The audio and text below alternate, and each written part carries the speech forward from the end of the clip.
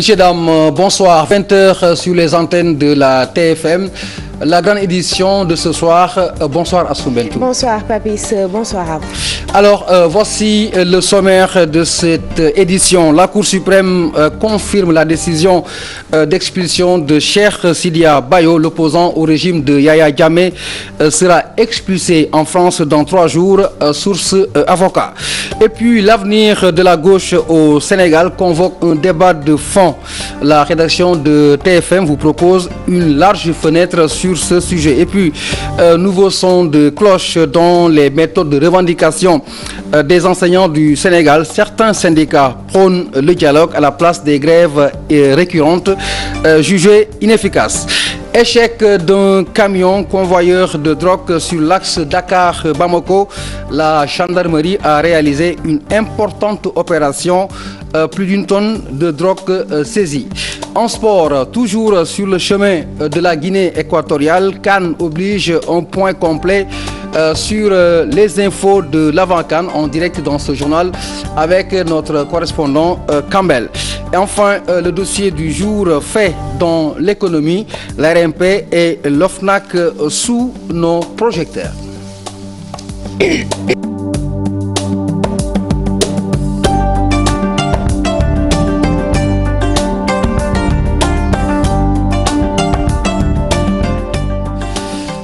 Messieurs, dames, bonsoir. L'opposant gambien Cheikh Sidia Bayo sera finalement expulsé en France. Selon son avocat, la décision rendue par la Cour suprême prend en compte la dimension humanitaire de ce dossier. Son client ne sera pas expulsé manu militari vu son état de santé et aussi compte tenu des conventions internationales signées par le Sénégal en matière de droits humains. Maître Bamba Cissé, avocat de Cheikh Sidia Bayo, que nous écoutons au téléphone de Daniel Diouf. À partir du moment où la Cour suprême a été saisie, celle-ci a rendu un arrêt et dans le dit arrêt, il a rappelé les grands principes qui régissent les droits de l'homme.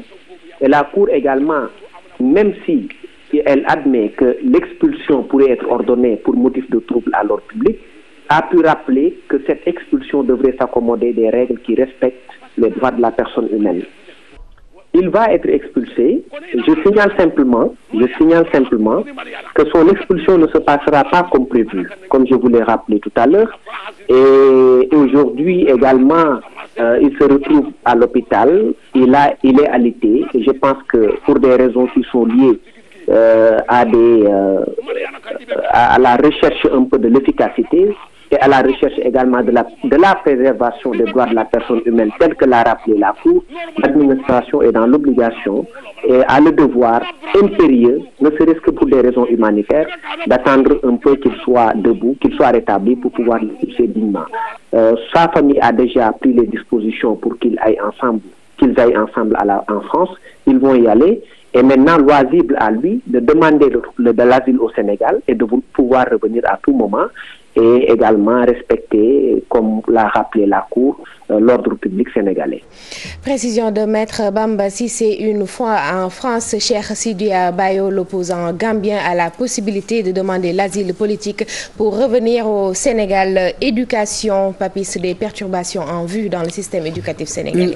Une alternative aux allures d'une menace. Elle nous vient, cette menace du SAES et des syndicats du moyen secondaire, des enseignants syndiqués qui désapprouvent cette démarche. Ils prônent le dialogue réel et sincère avec le gouvernement. Écoutons le reportage consacré à ce sujet par Aminata Mbaresso. École élémentaire caserne Samba Diéry Diallo.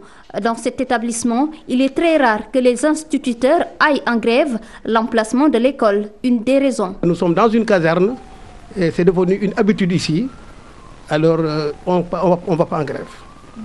Depuis que je suis là, je suis à ma 3e année. On n'a jamais quand même observé des mouvements de grève ici. Presque tous les syndicats sont là. Un autre établissement, une autre ambiance, le lycée John Fitzgerald Kennedy. Ici, Abdoulaye Bousso dispense des cours en mathématiques. Pour ce professeur, il n'est aucunement intéressant d'aller en grève pour faire des revendications. Ces syndicats-là ont échoué dans leur démarche. Aujourd'hui, les syndicats doivent changer de méthode de lutte. À chaque moment, partir en grève pour régler des problèmes, ça pose problème. Pour ces enseignants, le temps de la grève est révolu. L'heure est au dialogue pour un espace scolaire plus apaisé. À chaque moment aussi, partir en grève, on aura l'opinion contre nous. Et ça pose problème. Je pense que les syndicats doivent revoir leur forme de lutte. Les assises, à chaque moment, on doit échanger. Il faut qu'il y ait un dialogue permanent. Il faut aussi que les gens aident les enseignants, qu'ils puissent quand même travailler dans de bonnes conditions. 2014, une année scolaire plus ou moins apaisée comparée aux années passées. Toutefois, 2015 annonce de nouvelles donnes, des inquiétudes qui découlent des nombreuses menaces venant des syndicats du supérieur, mais également du moyen secondaire. Je vous le disais dans le sommaire, la gendarmerie nationale a encore réussi une très belle opération. Une bonne moisson papis après une filature sur l'axe Bamako-Dakar et dans les filets de la gendarmerie nationale, une tonne de chanvre indien dans un camion conteneur provenant de la capitale malienne, plan déjoué par les hommes du commandant Sarr. Une prise réussie et une lutte qui continue. Aïssatou Paye Fall, Thierno Laurent Mendy. Un camion a priori vide, mais dans ce conteneur se cache une bonne quantité de drogue. Subterfuge découvert par les hommes du commandant Sarr de la section de recherche de la gendarmerie. Résultat, plus d'une tonne de chanvre indien saisi. À la suite de l'exploitation d'une information faisant trait à un trafic international de drogue, que la section de recherche a mis en place au niveau de la frontière sénégalo-malienne une surveillance. Et cette surveillance a permis de suivre les trafiquants jusqu'à Dakar et d'assister à une livraison surveillée, ce qui a permis l'interpellation des trafiquants et la saisie d'une importante quantité de drogue de plus d'1 tonne et la saisie de 2 véhicules, un gros porteur qui est là et la petite fourgonnette. L'axe Dakar-Bamako serait-il une zone prisée des trafiquants de drogue? En l'espace de moins d'une année, c'est le 3e gros porteur malien qui a été saisi suite à une livraison de drogue, comme vous le voyez tantôt. C'est pourquoi les autorités de la gendarmerie ont décidé de mettre un dispositif moderne de surveillance au niveau des frontières qui d'ici peu seront mis en place avec des scanners. La gendarmerie en appelle à une plus grande vigilance avec l'aide de tous les corps armés.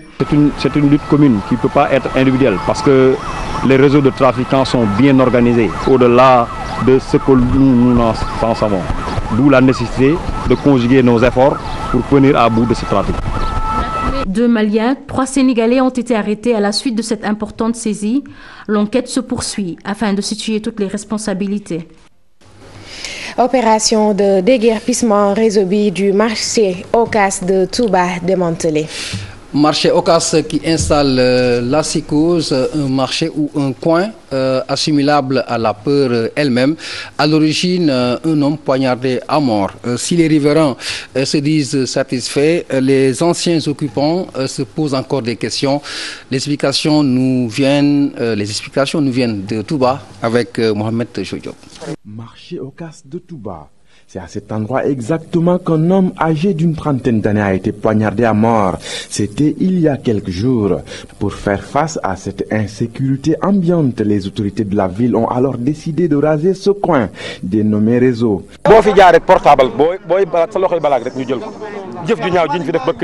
Ici, c'est un coin très dangereux. Avant-hier, un homme a été poignardé à cet endroit précis. Il se défendait contre un voleur qui l'a tué sur le coup. Il s'agit d'abord de la nuit. Il fallait boucler tout le marché et de faire éventuellement procéder à des patrouilles au niveau des quartiers pour éviter toute malversation. Il y a des resquilleurs qui profitent de la situation et qui essayent d'attaquer les étals et autres boutiques de commerçants de la place. Donc notre mission consiste tout simplement à protéger, à sécuriser plutôt les gens qui travaillent pour que l'opération se déroule dans de très bonnes conditions. Après le passage des engins de la commune de Touba, les anciens occupants de cet espace sont mécontents. Ce n'est pas la première fois qu'une personne a été tuée et ce ne sera malheureusement pas la dernière. Cette partie du marché Ocass appelée Réseau Bi ne doit pas être rasée. C'est injuste. À Touba, nous ne pouvons compter que sur le commerce comme activité principale. Ce sont plutôt les autorités qui doivent sécuriser cet endroit. Les riverains du marché Ocass de Touba peuvent maintenant pousser un ouf de soulagement. C'est une excellente chose. Il y a beaucoup de bandits ici. Nous apprécions vraiment cette opération de désencombrement. Cette opération de désencombrement est jugée salutaire par les populations riveraines qui espèrent que le suivi sera assuré afin que les zones dégagées ne soient plus envahies. Procès Karim Wade, l'expert comptable Omar Samb, par ailleurs commissaire aux comptes des sociétés en cause, et la notaire Tamaro Seydi se sont succédés à la barre ce mardi, cités comme témoins respectivement sur la constitution des sociétés. Ils ont tous deux disculpé Karim Wade au cours des interrogatoires et lors de la confrontation entre Omar Samb et le prévenu. L'expert comptable déclare n'avoir jamais eu à travailler avec l'ancien ministre des Infrastructures et que le nom de ce dernier ne figure dans aucune de ces sociétés dont il gère les patrimoines. L'audience reprend ce mercredi à 9h. L'audition de maître Tamaro Seydi va se poursuivre, suivie de celle de Seydina Kane, ancien DG de la Sénélec. Et nous en arrivons à notre dossier du jour consacré à la révision ou à l'observation de la trajectoire et de la genèse de la gauche au Sénégal. Elle a mené beaucoup de combats, gagné beaucoup de révolutions et bonjour la division dans les rangs, c'est l'émiettement suivi de l'affaiblissement. Pape Cheikh Ndiaye Diouf, Mohamed Dian, comment comprendre cette dislocation des partis de gauche? La gauche sénégalaise, héritière des forces de résistance anticoloniales, anti-impérialistes et anticapitalistes, a perdu son lustre d'antan. Comment expliquer aujourd'hui l'émiettement des partis de gauche? À partir des années 50, 60, c'était une gauche déjà qui n'était pas unie parce qu'il y avait des forces, n'est-ce pas, qui se réclamaient du nationalisme, des forces qui se réclamaient du marxisme-léninisme. Cet émiettement s'est aggravé avec l'évolution, les forces qui sont créées, n'est-ce pas, venant du pays ou venant d'autres forces, se sont cristallisées. L'entrée dans la mouvance présidentielle de certains partis de gauche, faute de moyens ou changement d'idéologie, arme de leur lutte. Ce que nous faisons à Benno Bokk Yakaar pour ceux qui sont là-dedans n'a rien à voir avec ce que nous sommes en train de faire, n'est-ce pas, dans la Constitution. Les idées n'ont pas changé. On discute depuis 4 ans. Et on essaie depuis toute cette période-là de faire en sorte que les idées s'accordent. Donc on s'est rendu compte que les idées n'ont pas changé, qu'il n'y a aucune force de gauche qui a dégénéré, comme on dit dans le langage courant. Pour Pape Dembassi, secrétaire général de l'UDF Mbolomi, nombreuses sont les raisons qui expliquent la non-adhésion de certains Sénégalais dans les partis de gauche. Si les forces sont divisées, sont émiettées, elles deviennent faibles électoralement. Et si elles sont faibles électoralement, les populations ne les suivent pas toujours parce que les populations sénégalaises n'ont pas encore un certain niveau de développement idéologique qui leur permet, n'est-ce pas, de choisir, n'est-ce pas, en ayant des choix idéologiques.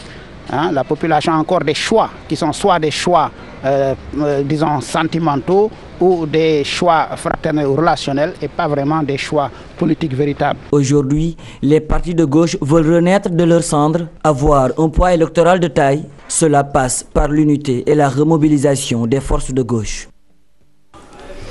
Pape Cheikh Ndiaye Diouf, gauchiste du pays, unissez-vous, semble dire Pape Dembassi Papis. Vous l'avez dit, l'appel est lancé et les assises seront tenues les 21 et 22 février 2015. Les membres du groupe de cette même gauche comptent mettre en place la Confédération des forces de gauche. Vous aurez entendu beaucoup de gauche. La gauche est au centre donc des débats. Voici Pape Dembassi, le secrétaire général de l'UDF Mbolomi, au micro de Pape Cheikh Ndiaye Diouf et de Mohamed Dian. La gauche au Sénégal était divisée, était faible et n'a pas pu, n'est-ce pas, en tant que gauche, de façon autonome, jouer un rôle important. Mais elle a pu, et nous l'avons tous constaté, que dans toutes les coalitions où elle a participé, être une force décisive pour le changement. Alors nous nous sommes dit, pourquoi ne pas nous retrouver et discuter et lutter contre cette division qui date, n'est-ce pas, de l'époque, de l'histoire, de la constitution de la gauche au Sénégal et d'essayer de voir dans la perspective, n'est-ce pas, des changements qui sont en train d'intervenir dans le monde, comment nous pouvons nous positionner au Sénégal. Et c'est à partir donc de cette réflexion stratégique que nous avons décidé, n'est-ce pas, de nous retrouver, de discuter et d'aller vers les assises. Et pour ces assises, ce que nous voulons, c'est créer une confédération des forces de gauche.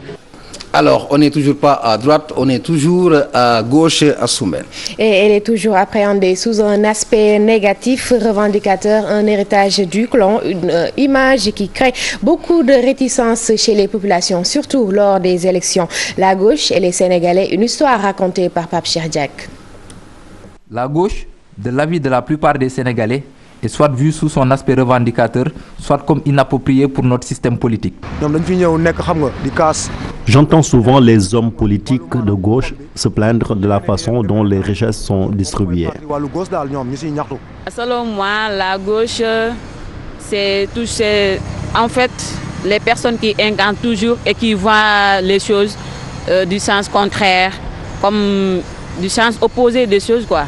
Selon moi, la gauche, c'est une minorité qui a des idéologies, des idéaux, et qui a une croyance à défendre.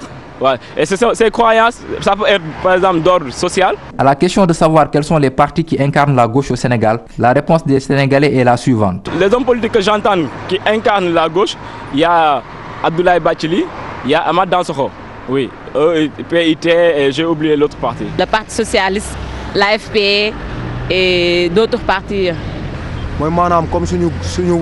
Ahmad Dansokho, par exemple, est de la gauche.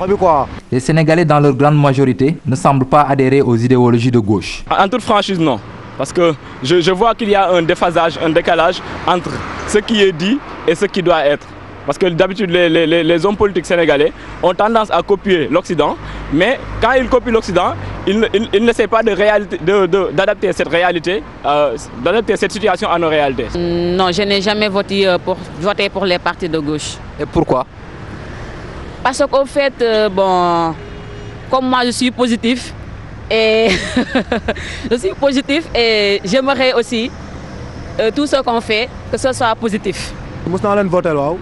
J'ai déjà voté pour un parti de gauche et je trouve pertinente leurs revendications. La gauche au Sénégal est apparemment incomprise par la plupart des concitoyens. Parti de gauche toujours au Sénégal, horizon plutôt sombre, Patrice. Le spectre de la disparition plane sur cette fameuse gauche. C'est l'avis de certains observateurs, dont un journaliste, Pape Amadou Fall, directeur de publication de la Gazette. Voici le reportage signé Kodenyaï. Il est souvent rare, voire inexistant, de voir les partis de gauche franchir le cap des 2% dans une élection au Sénégal. Pape Amadou Fall livre les raisons d'une telle situation. L'Union progressiste sénégalaise, avec le Parti socialiste d'aujourd'hui, a pu s'offrir un chemin très fort parce que sa relation avec les familles maraboutiques était extrêmement forte et intéressante, alors que la gauche était rejetée par ces familles maraboutiques-là. Le directeur de publication de la Gazette ajoute que le manque de soutien venant des pays communistes a enfoncé ces partis de gauche. Le journaliste estime que la gauche sénégalaise n'a pas de beaux jours devant elle. Quand vous regardez un peu ce qui se passe en France, où le parti de marché de l'époque, le parti communiste, a totalement presque disparu aujourd'hui des sondages. Cet élan ne fait que s'accentuer de manière générale. Le bloc russe a quasiment disparu, en tout cas est en train de se battre pour pouvoir exister. Donc les idéaux qui venaient de chez Brejnev, de Lénine, de manière générale, disparaissent de plus en plus dans la conjonction politique qui se met en place aujourd'hui à travers le monde. Au Sénégal, comme ailleurs dans le monde, la gauche tend de plus en plus à disparaître et il sera très difficile de se relancer, selon le journaliste Pape Amadou Fall. Tous les partis qui existaient au Sénégal et qui doivent vivre parce que recevant des subventions ou des subsides de ceux qui les parrainaient, ne le reçoivent plus. De ce fait donc, leur existence devient de plus en plus difficile. Au Sénégal, comme ailleurs dans le monde, la gauche tend de plus en plus à disparaître et il sera très difficile de se relancer, selon le journaliste Pape Amadou Fall. Les partis politiques sénégalais qui tirent leur sève des idéologies ont encore un chemin à parcourir, ceci certainement pour convaincre davantage l'électorat sénégalais. Papis, encore des efforts pour gagner des places sur l'échiquier politique et éviter la fameuse phrase ou bien la fameuse expression échec et mat. Et selon certains politiques, ils ne sont pas certes sur le trône, mais ils ont encore des tours dans leur sac. Pape Nerifal Modou Diop.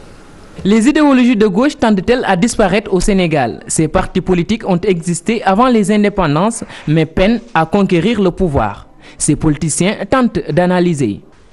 Très souvent, on se réclame d'une obédience ou d'une autre, mais en réalité, ce qui est essentiel, c'est le personnage central du parti. C'est une réalité sociologique au Sénégal. Je pense que c'est dû à deux facteurs. D'abord, leur stratégie. Mais également à leur, disons, leur manière de faire. Si vous vous en souvenez, les premiers, ce qu'on appelle des communistes chez nous, avaient l'habitude de dire que la religion est l'opium du peuple. Utiliser une telle formule dans un pays comme le Sénégal, religieux à 100%, ça pose problème. Ils ont eu des problèmes pour impacter réellement sur le vécu des Sénégalais. Pour un lendemain meilleur, les partis de gauche doivent franchir des obstacles selon ce cadre de l'APR. Parce que l'idéologie de gauche est une idéologie extrêmement généreuse. C'est des gens qui existeront ad vitam aeternam. Maintenant, si l'existence est liée à l'exercice du pouvoir, là, ils n'iraient pas loin. Mais ils l'ont compris. Les partis de gauche défendent-ils leur idéologie? Le libéral répond par l'affirmative. Les idéologies existent, que les partis de gauche existent, les hommes de gauche existent, et je pense qu'il faut les encourager parce qu'effectivement, ils ont largement contribué à l'émancipation des Sénégalais. Au Sénégal, selon les politiques, les électeurs votent plus pour une personne qu'une idéologie. Les leaders de ces organisations politiques d'obédience gauchiste doivent-ils changer de démarche pour se coller aux réalités sénégalaises?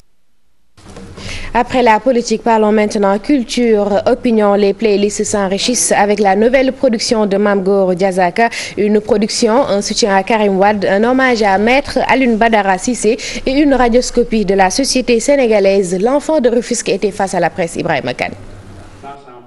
L'album est le fruit de 2 années de travail. Il est composé de 8 titres, entre autres Sohor, Nit et Alerte. Dans ce nouveau produit, l'artiste témoigne son soutien à Karim Wade, incarcéré depuis plus d'1 an pour délit supposé d'enrichissement illicite. Seule la justice peut dire s'il est innocent ou pas, mais nous avons notre opinion sur la question.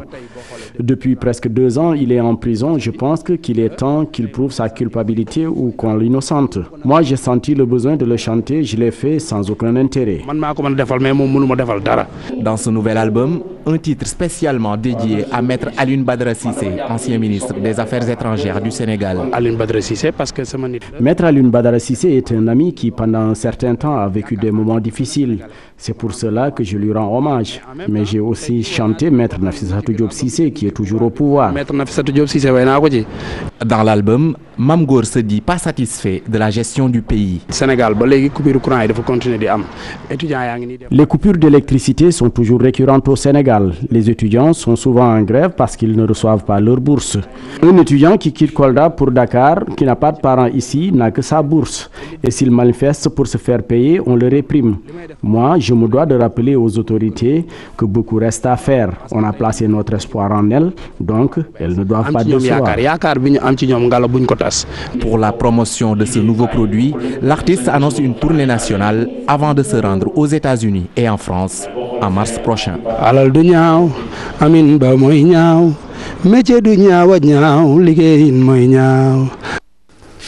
Le point focal sur l'actu international porte sur le journal Charlie Hebdo de ce mercredi. L'instance représentant l'islam auprès des autorités égyptiennes met en garde contre la publication d'un nouveau dessin représentant le prophète Mohammed, paix et salut, dans le journal satirique français. Pour Dar al-Ifta, c'est une provocation de plus qui peut entraîner une nouvelle vague de haine et de violence. L'organisation musulmane invite les responsables de Charlie Hebdo à la retenue et au respect des croyances des uns et des autres. Dans son édition à paraître ce mercredi, Charlie Hebdo représente encore le prophète, une larme à l'œil, tenant une pancarte qui dit « Je suis Charlie ». Un petit pont pour aller au Mozambique. Voilà, Papi, c'est toujours dans la page internationale Mozambique. Une bière artisanale fabriquée avec du mil et de la farine de maïs fait 69 morts dans le nord-ouest du pays. Une boisson servie lors d'un enterrement et qui a fait ses effets moins de 24 heures après. Parmi les 69 victimes, un enfant de 2 ans, plusieurs membres de la famille du défunt et la femme qui a brassé la boisson. Les autorités mozambicaines ont décrété 72 heures de deuil national. Et tout de suite, la page des sports.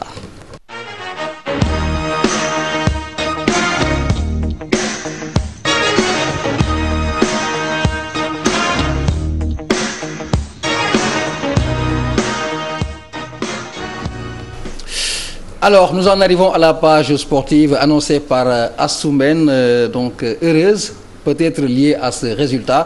Et Campbell Dieng, au bout de cette ligne pour nous parler, vous savez que le Sénégal s'est promené cet après-midi devant la Guinée, 5-2, un score fleuve. Nous sommes toujours sur le chemin de la CAN qui se jouera en Guinée équatoriale dans quelques jours simplement. Alors, Campbell, bonsoir. Et j'imagine que vous avez vous-même le sourire, puisqu'il est beaucoup plus agréable pour un reporter de restituer des événements heureux comme celui-ci. Campbell, bonsoir. Oui, tout à fait. Vous l'avez dit, Patrice, et également bonsoir à Sumel, bonsoir à Patrice. Donc, nous avons bien sûr retrouvé le sourire parce que là, si on sort de match comme ça, gagner 5-2, un match qu'on n'aura pourtant pas dominé totalement. Et là, aujourd'hui, c'est le réalisme sénégalais qui a parlé.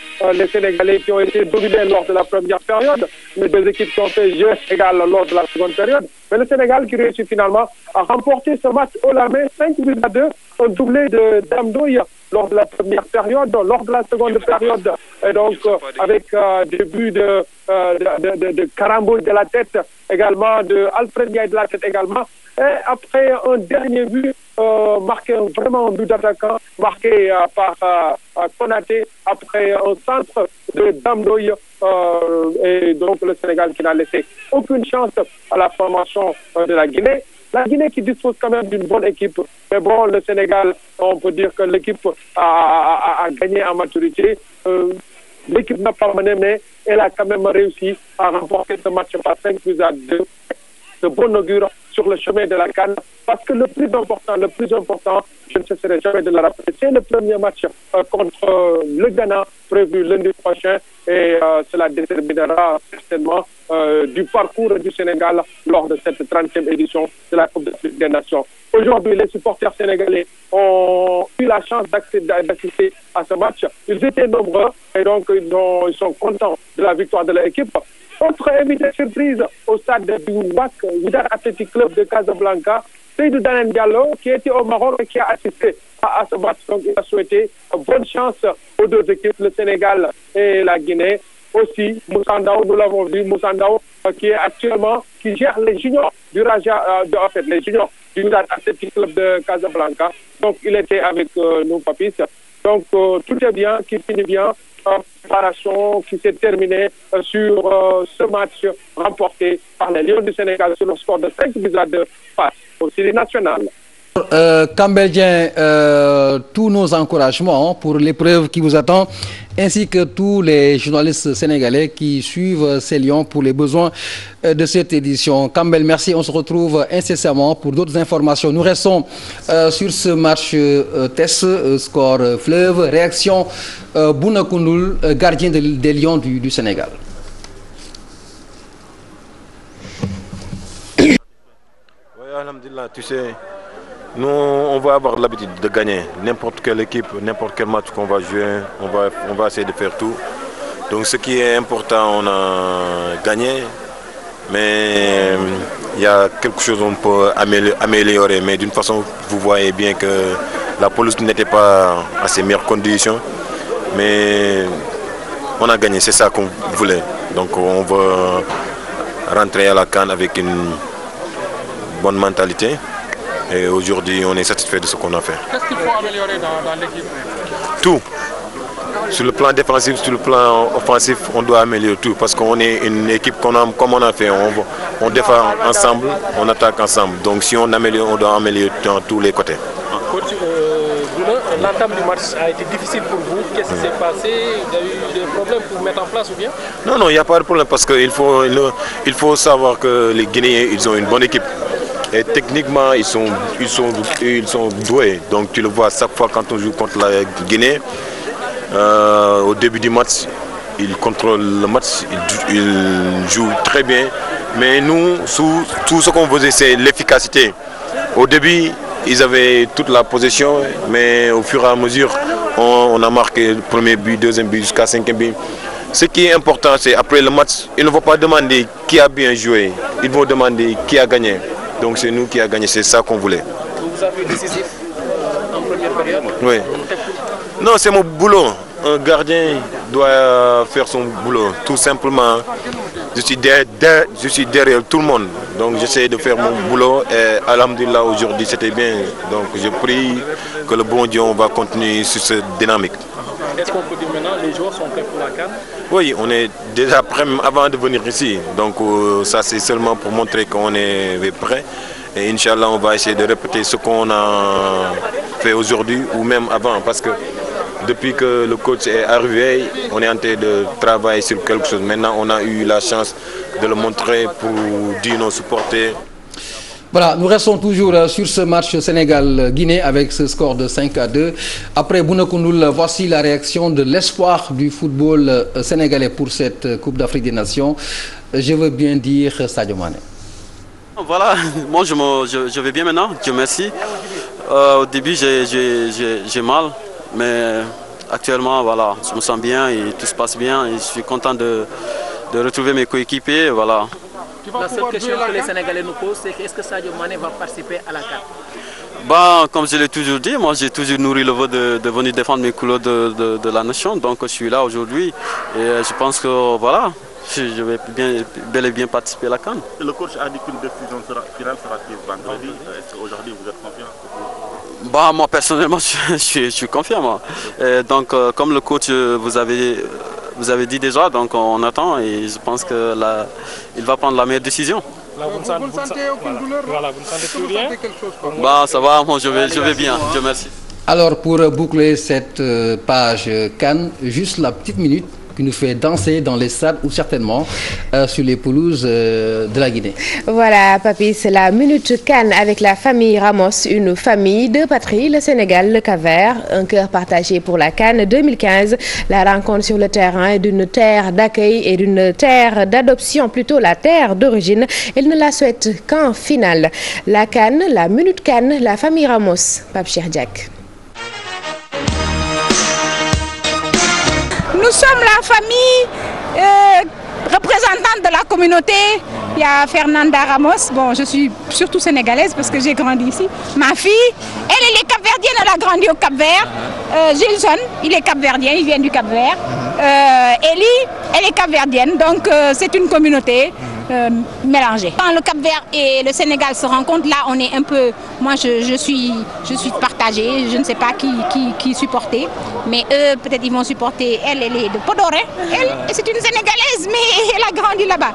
Donc on va supporter et puis que le meilleur gagne, mais on souhaite toujours que le Cap-Vert aille de l'avant. Cap-Vert, c'est Cap-Vert, voilà. Okay. Alors, nous sommes arrivés au dernier point de ce journal avec ce dossier qu'on vous propose tous les jours. Je le disais dans le sommaire, il porte sur l'économie aujourd'hui. Voilà, Papis, OFNAC, ARMP. Quel rôle dans l'économie sénégalaise? Deux institutions, une même vocation, protéger les biens de l'État, l'une dans sa rationalisation et l'autre dans la transparence. Le dossier économie est signé Ibrahima Kane Mardia. L'ARMP ou l'OFNAC, deux institutions peu connues des Sénégalais de par leur rôle, et pourtant, les deux structures contribuent de par leurs missions respectives à améliorer l'économie nationale. L'autorité de régulation des marchés publics, l'ARMP, le rôle qu'il peut jouer dans l'économie, c'est de permettre d'améliorer le système de passation des marchés, d'instaurer la transparence dans la passation des marchés publics. La FNAC, je pense que c'est beaucoup plus pour la bonne gouvernance et la transparence. Il faut dire que s'il n'y a pas une bonne gouvernance dans un pays, il est difficile d'avoir une croissance économique. Avec le nouveau code des marchés, des avancées significatives ont été notées en matière de transparence, souligne l'ARMP. Des efforts considérables qui impactent positivement l'économie sénégalaise. Dans la rationalisation des finances publiques, on a constaté que le ministère de l'économie et des finances a fait des économies de 52 milliards de francs CFA. Ceci est quelque chose pour une économie. Mais également, quand je parlais tout à l'heure également de l'accès des sociétés nationales à la commande publique, mais également des petites et moyennes entreprises à la commande publique, c'est également important parce que, par exemple, pour les petites et moyennes entreprises qui représentent 70 à 80% des entreprises au Sénégal et participent jusqu'à 30% au PIB, leur faciliter l'accès à la commande publique, gagner des marchés publics peut contribuer à la création d'entreprises, peut également contribuer à la création d'emplois. Si l'ARMP, avec le nouveau code des marchés, permet de rationaliser les dépenses, l'OFNAC, pour sa part, se veut un levier important pour assainir l'environnement des affaires. On peut parler effectivement de sécurisation des deniers publics parce que si on demande à certaines autorités de faire une déclaration de patrimoine, c'est parce que quelque part on a assisté à une session qui n'était pas vraiment, qu'on ne peut pas juger de bonne, en tout cas totalement. Et pour prévenir ces dérives entre guillemets, comme vous le disiez tout à l'heure, bon, l'actuel régime a mis en place cette institution. L'ARMP et l'OFNAC, des structures qui visent la bonne gouvernance, elles contribuent respectivement à éviter les scandales financiers en matière de passation de marché et à sécuriser les deniers publics. Alors, nous avons été très heureux de vous présenter cette édition. Encore que le Sénégal a gagné par 5-2, ce qui a certainement renforcé l'euphorie ou la joie de Assou, n'est-ce pas? Papis, une victoire fait toujours plaisir. Merci à vous. Voilà, ce sera tout pour aujourd'hui. Merci à tous ceux qui nous ont fait confiance. Excellente suite des programmes sur la TFM.